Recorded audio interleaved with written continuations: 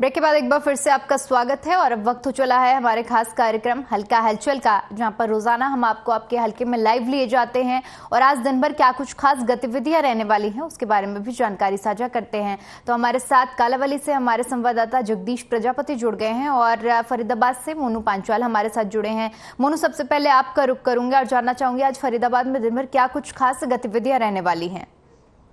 देखिए, फरीदाबाद की बात की जाए तो सबसे पहले जो है मौसम की बात की जाए, क्योंकि मौसम जो है यहाँ पर ठंडा बना हुआ है। चारों तरफ जो है बादल छाए हुए हैं। मौसम विभाग ने जिस तरीके से बोला है कि जो अलर्ट किया है कि कुछ टाइम पहले जो है बाद तक जो है बारिश पड़ेगी, लेकिन उसको लेकर के चलते जो है काफी घटा जो है यहाँ पर छाई हुई है। लेकिन इसके साथ साथ मैं आपको बता दूं कि लोग जो है रात के समय गर्म कपड़े निकालने के लेकर के मजबूर है, क्योंकि रात के समय जो है ठंड बन जाती है। और अभी बात की जाए तो अब का टेम्परेचर जो है 20 टेम्परेचर मापा जा रहा है। जिस तरीके से ठंडा मौसम है उसके साथ साथ मैं बता दूं कि पूरे दिन का टेम्परेचर जो है 24 से 25 का टेम्परेचर यहाँ पर रहेगा। तो इस तरीके की जो ठंडा मौसम है वो जरूर यहाँ पर बन गया है। लोग गर्म कपड़े को निकालने को लेकर के मजबूर है। लेकिन जिस तरीके से बात की जाए कि गर्मी के चलते जो इलेक्ट्रॉनिक जो एसी की बात की जाए या कूलर की बात की जाए, वो खरीदारी जो यहाँ पर जोर से चल जाती है। लेकिन उस तरीके से देखते हुए कि जिस तरीके से ठंडा मौसम हो गया है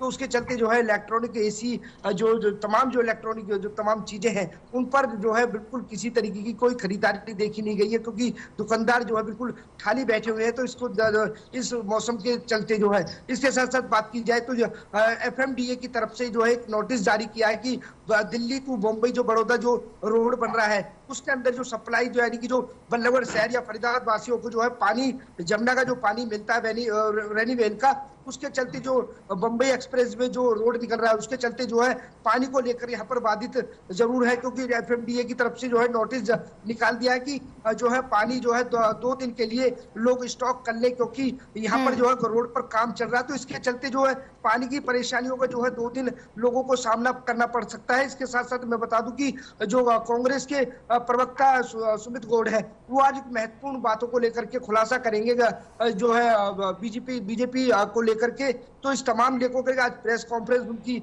यहाँ पर है। वहीं कोरोना की बात की जाए तो मैं आपको बता दूं कि पूरे बीते 24 घंटे में जो है 24 मामले जो है सामने आए हैं। और उसके साथ मैं आपको बता दूं कि जो है 12 लोग जो है एडमिट हैं और उसके साथ होम क्वारंटाइन जो है वो 334 है, यानी कि कुल एक्टिव केस जो है 346 है और 59 मामले जो है वो जो है ठीक हो चुके हैं। तो कहीं ना कहीं जो स्वास्थ्य विभाग की जो चिंताएं हैं वो यहाँ पर बिल्कुल साफ तौर से जो कम होती हुई नजर आ रही है। तो इसके साथ साथ मैं आपको बता दूं किसानों को लेकर के जिस तरीके से जो मौसम बिगड़ा हुआ है, मौसम का मिजाज बिगड़ा हुआ है, तो उसके चलते जो है किसानों को जो यहाँ पर मुसीबतों का सामना करना पड़ रहा है। लेकिन किसान का सीधा कहना यही है कि जिस तरीके से सरकार किसान का एक एक दाना जरूर खरीद रही है, लेकिन बात की जाए तो किसानों की जो पेमेंट है वो जो है उनके खातों में नहीं आ रही। क्योंकि किसानों से जब हमने बातचीत की तो किसानों ने साफ तौर पर बताया कि हमारे बच्चों का एडमिशन है, किसी के घर में शादी है, तो अनाज तो बिल्कुल सरकार ने खरीद लिया है, लेकिन सरकार के खाते में जो है वो पैसा नहीं आ पा रहा है। लेकिन जो तमाम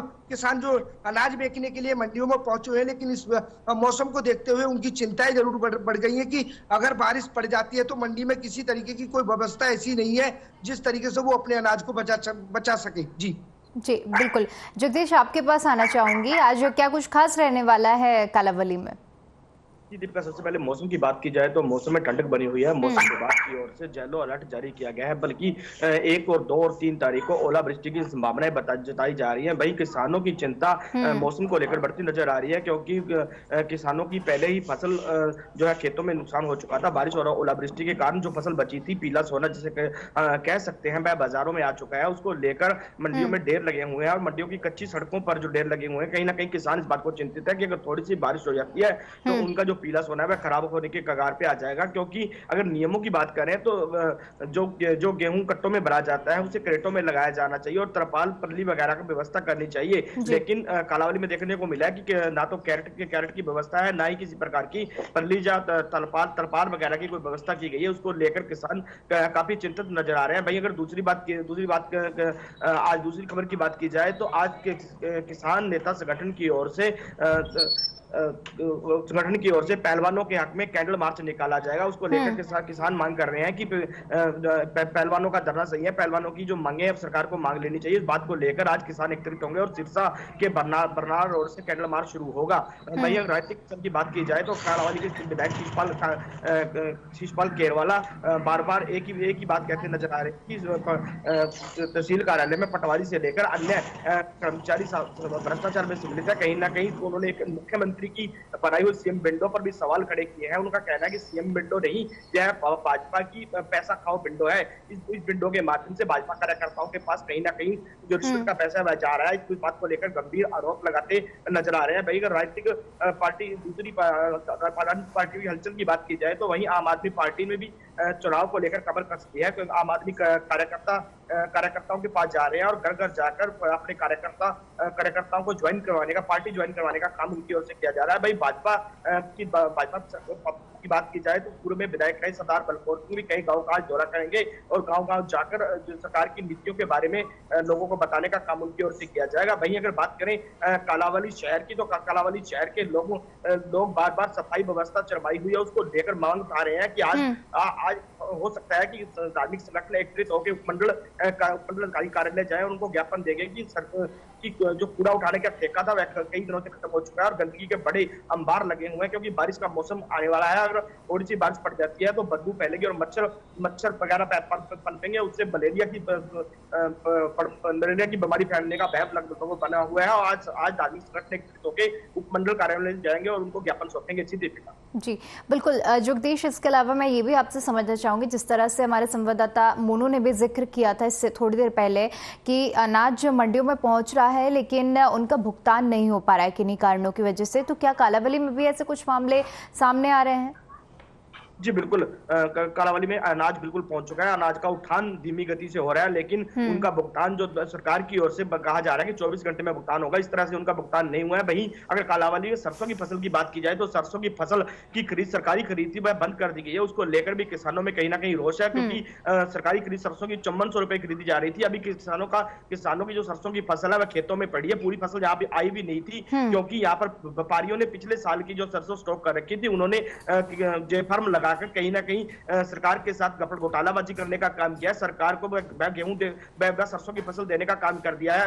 आंकड़ों में भले ही सरसों की फसल पूरी हो गई हो लेकिन किसानों की जो सरसों की फसल है वह खेतों में पड़ी है और सरकारी खरीद जो बंद हो चुकी है क्योंकि वो 5400 रुपए खरीदे थे। लेकिन अब व्यापारियों की ओर से बिल्कुल 4200-4300 रुपए वही फसल दी जा रही है। कहीं ना कहीं सरकार किसानों को काफी नुकसान जो है आर्थिक नुकसान देखने को मिल रहा है और ना ही अगर उनकी गेहूं की फसल का भुगतान हो रहा है। इस बात को लेकर कहीं ना कहीं किसान नजर आ रहे हैं। सरकारी कर्मचारी किसी ना किसी बहाना लगाकर रोज कोई ना कोई नया बहाना होता है कि आपका जे फार्म नहीं लगाया जाए, आपकी तो जो कटौती है वह पूरी नहीं हुई है। इस बात को लेकर कहीं ना टाल मटोल करते नजर आ रहे हैं। जी बिल्कुल मोनू, आपके पास आना चाहूंगी। जिस तरह से मौसम विभाग की तरफ से ये आशंका जताई गई है कि भारी बारिश और ओलावृष्टि हो सकती है, ऐसे में क्योंकि किसानों की अभी कुछ फसलें खेतों में भी हैं तो उनके लिए क्या कुछ व्यवस्थाएं की गई हैं कि फसलों पर अब और ज्यादा नुकसान का किसानों को सामना ना करना पड़े?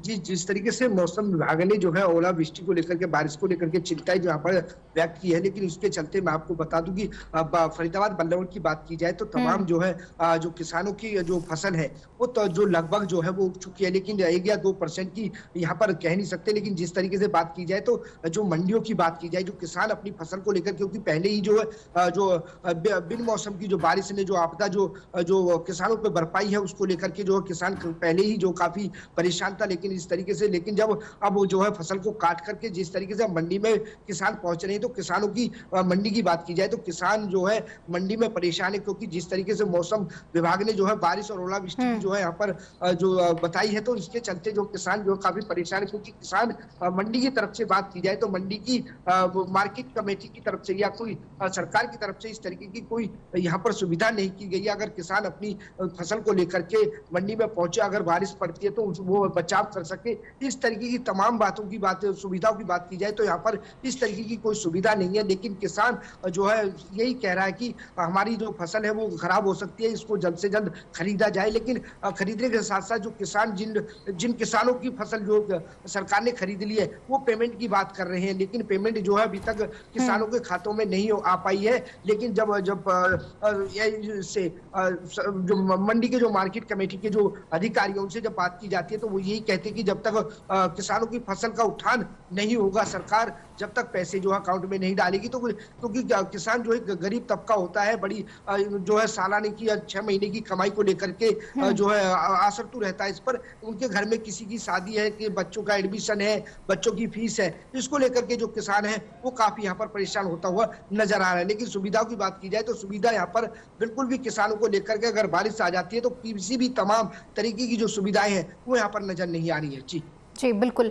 इसके अलावा मोनू, मैं आपसे ये भी जानना चाहूंगी, जिस तरह से बीते दिन मन की बात कार्यक्रम का 100वां एपिसोड का प्रसारण हुआ है, तो फरीदाबाद में किन लोगों ने इस कार्यक्रम को सुना? नेताओं, राजनीतिक दलों की बात करें और साथ ही साथ लोगों में किस तरह का उत्साह देखने को मिला? ठीक है, इसी सवाल के साथ जगदीश मैं आपके पास आना चाहूंगी। जिस तरह से कल पीएम मोदी के मन की बात कार्यक्रम के 100वें एपिसोड का प्रसारण हुआ है, ऐसे में अगर राजनीतिक दलों की बात की जाए तो कालावली से किन लोगों ने इन मन की बात कार्यक्रम को सुना और साथ ही साथ जो आम जनता है उसमें किस तरह का उत्साह देखने को मिला इस कार्यक्रम को लेकर? जी दीपिका, बिल्कुल बात की जाए मन की बात के 100वें एपिसोड का तो कल जगह जगह पर देखने को मिला कि भाजपा के सांसद सुनीता दुग्गल सिरसा में और अमन चोपड़ा है जो सिरसा में, और कालावली की बात की जाए तो कालावली में पूर्व में विधायक रहे बलकौर सिंह ने संबोधन को सुना और सैकड़ों कार्यकर्ताओं के साथ सुना। कालावली में देखने को मिला कि 30 जगह पर 30 सेंटर बनाए गए थे। जगह लोगों ने काफी उत्साह से मन की बात को सुना। और वहीं अगर बात की जाए नारी शक्ति में लोगों की बात की जाए आम लोगों की, तो नारी शक्ति जो प्रधानमंत्री जी का बयान था उसको लेकर काफी उत्साह महिलाओं में देखने को मिला और महिलाएं काफी उत्साहित नजर आ रहे थे और भाजपा कार्यकर्ता भी काफी उत्साहित नजर आ रहे थे। उन्हें काफी उत्साह भरने का काम है जो कल किया गया है। जी दीपिका। जी जगदीश और मोनू, आप दोनों का ही बहुत बहुत शुक्रिया हमारे साथ जुड़ने के लिए और तमाम जानकारी साझा करने के लिए। चलिए फिलहाल के आज के कार्यक्रम में इतना ही, मुझे दीजिए इजाजत। नमस्कार।